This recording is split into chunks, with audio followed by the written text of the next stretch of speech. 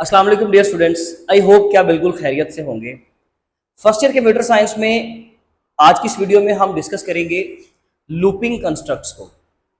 Chapter number 2 में Python programming में हम लोगों ने जो कंट्रोल स्ट्रक्चर्स शुरू किए थे उसमें से मैंने आपको बताया कि there are 3 different types of control structures. The first one is sequential control structure, जो कि बाय डिफॉल्ट है, हमारी बुक का हिस्सा वो नहीं है।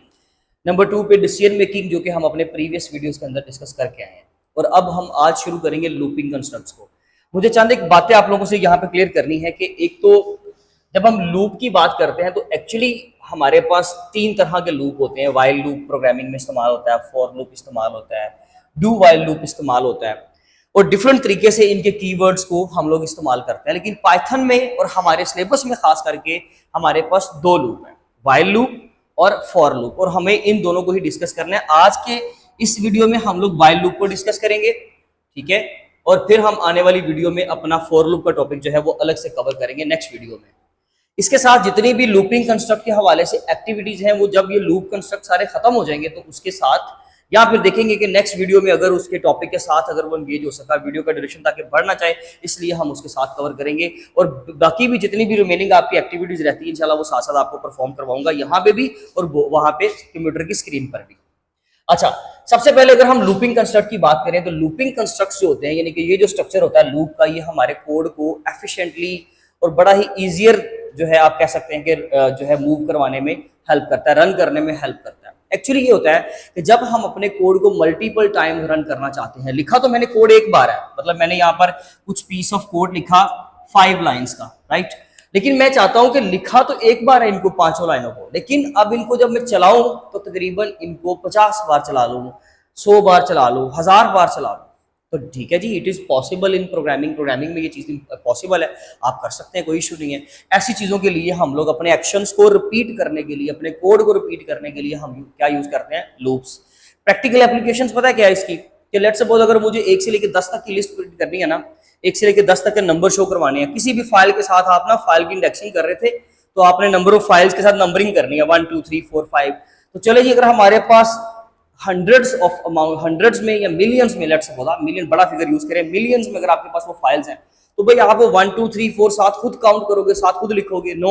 वो बेसिक लेवल पर तो माइक्रोसॉफ्ट ऑफिस की बात करें तो एमएस वर्ड के अंदर बिल्ट इन टूल है कि आप जो है वो काउंटर बढ़ा सकते हो, पहले नंबर को दे दो सिर्फ पेज नंबर 1, बाकी पेजेस को वो पेज नंबर 2 3 4 खुद करता जाता है। तो ये तो फिर प्रोग्रामिंग है और बड़ी ही जबरदस्त लैंग्वेज हम पढ़ रहे हैं, इसलिए फिर हम इनके अंदर क्या इस्तेमाल करते हैं, लूप का कॉन्सेप्ट, कि अगर आपको एक नंबर है लेट्स सपोज 1 2 3 4 5, उसको मिलियंस तक लेके जाना है, बिलियंस तक लेके जाना है, तो आप लूप चलाएं।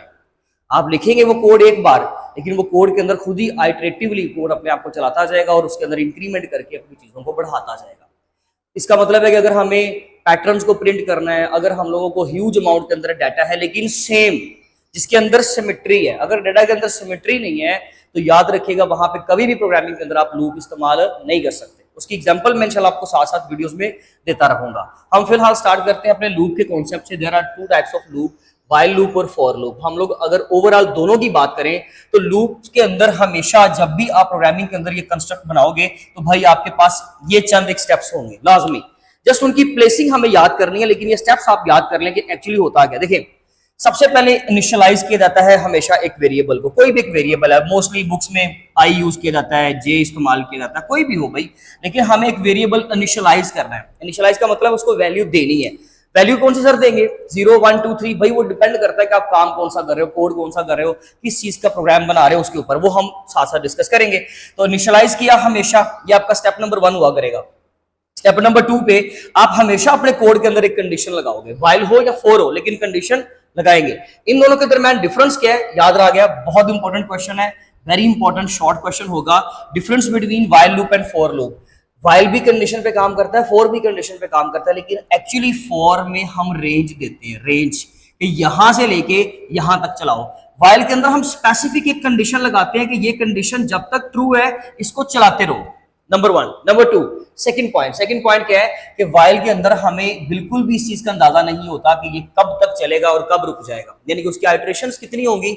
आइटरेशन मतलब ये उसका जो एक चक्कर है, यानी कि एक कंप्लीट राउंड ट्रिप जो होगा उसका, उसको हम 1 आइटरेशन कहते हैं, ठीक है। उसका भी मतलब अभी समझाऊंगा, यानी कि कोड जब एक दफा चलता है तो 1 आइटरेशन, सेकंड टाइम चलेगा वही कोड तो वो सेकंड आइट्रेशन होगी, फिर थर्ड टाइम चलेगा तो थर्ड 3 आइट्रेशन हो जाएंगी। तो इसके अंदर हमें नहीं पता होता कि आइट्रेशंस कितनी होंगी, लेकिन फॉर लूप के अंदर क्योंकि हमने रेंज डिफाइन की हुई है कि 10 से लेकर सपोज करें 15 तक चलो, तो हमें तो पता है कि ये 5 पर चलेगा। तो इसका मतलब ये हुआ कि हमें फॉर लूप के अंदर इन एडवांस इस चीज का अंदाजा होता है कि हमने कितनी आइट्रेशंस को इस्तेमाल करना है, या हमारा लूप कितनी बार चलेगा, या हमारे कोड को कितनी बार चलाएगा। तो ये इन दोनों के दरम्यान में डिफरेंस है। अच्छा जी, कंडीशन लगाएंगे दोनों में। अगर कंडीशन ट्रू हुई तो बॉडी चलेगी, अगर कंडीशन ट्रू ना हुई तो बॉडी नहीं चलेगी। अगर बॉडी चलती है, ठीक है, तो उसके बाद फिर क्या होगा, इंक्रीमेंट या डिक्रीमेंट के काउंटर लगाएंगे, या तो अपने वेरिएबल को जो इनिशियलाइज किया था उसको इंक्रीज किया करेंगे किसी भी कंडीशन की बेस पर, या फिर उसको डिक्रीज करेंगे। लेकिन ये 4 स्टेप होंगे, मैं आपको बार बार याद करवाता रहूंगा। सबसे पहला लूप है हमारे पास व्हाइल लूप, पर हमें कहता है जी 1 से लेकर 10 तक की लिस्ट प्रिंट करवाओ। हम सेम लाइन पर भी करवा सकते हैं और इंडिविजुअल डिफरेंट लाइन पर भी। अभी का जो कोड है आपकी बुक का, वो आपको जो 1 से लेकर 10 तक की लिस्ट देगा वो कुछ इस तरह से देगा। डिफरेंट लाइंस के ऊपर आपको जो है वो आपकी लिस्ट इस तरह से मिलने वाली है। ठीक है जी, क्या करेंगे, सबसे पहले मैंने क्या बोला था, इनिशियलाइज, उसने एक वेरिएबल इनिशियलाइज किया number is equal to 1। Sir क्या हमें नंबर ही लिखना पड़ेगा? बिल्कुल नहीं, आप आई लिख दो भाई, जे लिख दो, एक्स लिख दो, वेरिएबल लिख दो, अपना नाम लिख दो, कोई इशू नहीं है। तो यहाँ पे नंबर इज इक्वल टू 1 एक वेरिएबल इनिशियलाइज किया। सर 1 ही यहाँ पे क्यों लिखा है? क्योंकि भाई आपको पता है कि मैंने 1 से लेकर 10 तक की लिस्ट प्रिंट करवानी है, तो 1 से स्टार्ट करना बेहतर रहेगा ना, क्योंकि आपका पहला नंबर ही 1 है तो 1 से ही स्टार्ट कर दो। अगर 2 होता है पहला नंबर तो 2 से स्टार्ट कर लेते हैं, अगर इवन नंबर शो करवाने होते तो आप 2 से कर लेते हैं। इसलिए फिलहाल हमने नंबर इज इक्वल टू किया 1। अब मैंने कंडीशन लगाई, उसके लिए मैंने व्हाइल का कीवर्ड लिखना है, ये उसका साइंटेक्स भी है कि व्हाइल लिखें, उसके बाद लिखे कंडीशन। ठीक है, साइंटेक्स का क्या होगा, साइंटेक्स में ये होगा व्हाइल, उसके बाद आपकी कंडीशन, और कंडीशन के बाद क्या आएगा, कॉलन, और फिर अगर कंडीशन ट्रू होती है तो उसकी बॉडी, और बॉडी के नीचे उसका क्या आएगा, इंक्रीमेंट या डिक्रीमेंट। लेकिन ये दोनों चीजें इसकी बॉडी के अंदर होगी, इसलिए यहां पर इंडेंट क्रिएट है, यहां पर भी इंडेंट क्रिएट है। अगर ये दोनों सेम प्लेसिंग पे आ रही है, सेम जस्टिफिकेशन है इनकी, तो आप समझ लीजिएगा कि ये दोनों ही इसकी बॉडी में है। अगर मैं इस लाइन को यहां लिख दूं तो इसका मतलब होगा कि सिर्फ ये वाली वेरी नेक्स्ट लाइन पे जो कोड लिखा हुआ है वो व्हाइल के साथ एसोसिएटेड है, ये एसोसिएटेड नहीं है। तो कंडीशन के ट्रू होने पे सिर्फ ये चलेगा, ये नहीं चलेगा। लेकिन अगर आप यहां पर इंडेंट क्रिएट कर दोगे, इसको इसके नीचे लिख दोगे, तो उसका मतलब होगा कि ये दोनों ही स्टेटमेंट्स इसके साथ जो है वो एसोसिएटेड है। इसको हम कंपाउंड स्टेटमेंट भी कहते हैं या ब्लॉक भी कहते हैं। ठीक है, तो यहां पर हमने व्हाइल लूप लगाया, नंबर इज लेस देन 10, जब तक आपका नंबर, ये वाला नंबर जिसकी वैल्यू भी 1 है, 1, जब तक ये नंबर आपका लेस देन 10 है, ये लूप चलता रहेगा। ये लूप में बॉडी कितनी है जी, एक ये और एक ये लाइन, क्योंकि ये दोनों के साथ इंडेंट क्रिएटेड है, इसलिए ये दोनों लाइंस आपकी चलती रहेंगी जब तक ये कंडीशन ट्रू है। यानी कि इस लाइन के बाद नीचे नहीं आएगा, वापस व्हाइल पे जाएगा, वापस व्हाइल पे जाएगा, ये रूल है। ठीक है जी, तो पहली बात 1 इज लेस देन 10 पर कंडीशन क्या होगी, पहली आइटरेशन पे ट्रू। आप नीचे आओगे और प्रिंट, आपकी जो भी आपने स्टेटमेंट लिखी है वहां पे क्या लिखा हुआ है, प्रिंट कर दो उस नंबर को, जो भी नंबर था। नंबर हमारे पास क्या आ रहा है अभी मेमोरी में 1, तो 1 आपका स्क्रीन पर प्रिंट हो गया। ठीक है जी, उसके बाद आप नेक्स्ट लाइन पर आओगे, ये चलाने के बाद नेक्स्ट लाइन पे क्या लिखा हुआ है, ये आपकी कंपाउंड असाइनमेंट, यानी कि आपने नंबर में 1 प्लस भी किया और नंबर को वैल्यू असाइन कर दी, जो नया नंबर आया। नया नंबर कौन सा आया है, 2, क्योंकि इसमें 1 का इंक्रीमेंट हुआ है। ठीक है, यानी कि इसका ये मतलब है number equals to number plus 1। तो ये कंपाउंड असाइनमेंट हम पढ़ चुके हैं, पहले से ऑपरेटर्स वगैरह पढ़े हैं, ये सारा कॉन्सेप्ट हम वहां से डिस्कस कर चुके हैं। ठीक है जी, नंबर में एक नंबर का इंक्रीमेंट हो गया, मेमोरी में कितना नंबर आ गया, 2। अब ये लाइन दोबारा चलेगी। इनिशियलाइजेशन सर दोबारा नहीं चलेगी, बिल्कुल नहीं चलेगी। इनिशियलाइजेशन सिर्फ एक दफा चलती है। आपको पूछा जाए फॉर लूप में या व्हाइल लूप में इन चारों स्टेप्स में से कौन सी चीज सिर्फ एक ही दफा चलती है श्योरली, जिसके बारे में आप श्योर हो गए एक बार चलेगी, तो वो कौन सी होती है, वो आपका इनिशियलाइजेशन का स्टेप होता है। इनिशियलाइजेशन शुरू एक बार होता है, उसके बाद फिर आइटरेशंस होती रहती है। ठीक है जी, तो हम लोगों ने दोबारा से वापस लूप पर आना है, कंडीशन पर आना है, सेकंड फेज पर आना है, इस फेज पे आना है। दोबारा कंडीशन चेक की, 2 is less than 10, yes condition true, 2 को भी प्रिंट कर दो। फिर इंक्रीमेंट करो, 3 पे चले जाओ, 3 is less than 10, condition true, 3 को प्रिंट करो। फिर नंबर का इंक्रीमेंट करो, 4 5 6 7 8 9, 9 पर आएगा, 9 प्रिंट करेगा, इंक्रीमेंट होगा, 10 पे चला जाएगा। 10 लेस देन 10 पर कंडीशन क्या हो जाएगी, फॉल्स, क्योंकि उसमें इक्वल टू नहीं लगा हुआ। तो यहां पर अब कोड में थोड़ा सा प्रॉब्लम है, या तो यहां पर इक्वल टू प्लेस कर दें, या फिर ये क्या करेगा, सिर्फ 9 तक आपको शो करवाएगा। क्यों? क्योंकि भाई देखें, अगर मेरे पास वैल्यू 10 आ रही है तो 10 इज लेस देन 10 पर तो कंडीशन फॉल्स है, और फॉल्स है तो नीचे वाला कोड नहीं चलेगा, 10 तो स्क्रीन पर शो नहीं होगा।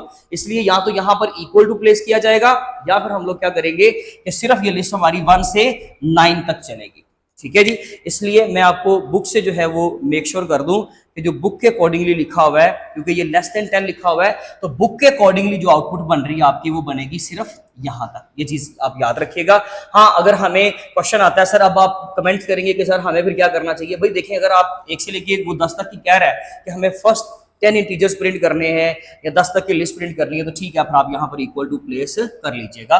ये था जी आपका व्हाइल लूप। अब इंशाल्लाह अपनी मिलेंगे नेक्स्ट वीडियो में, जिसमें हम फॉर लूप को डिस्कस करेंगे इन डिटेल। तब तक अपना बहुत ज़्यादा ख्याल रखें। Thank you so much. अल्लाह हाफ़िज़।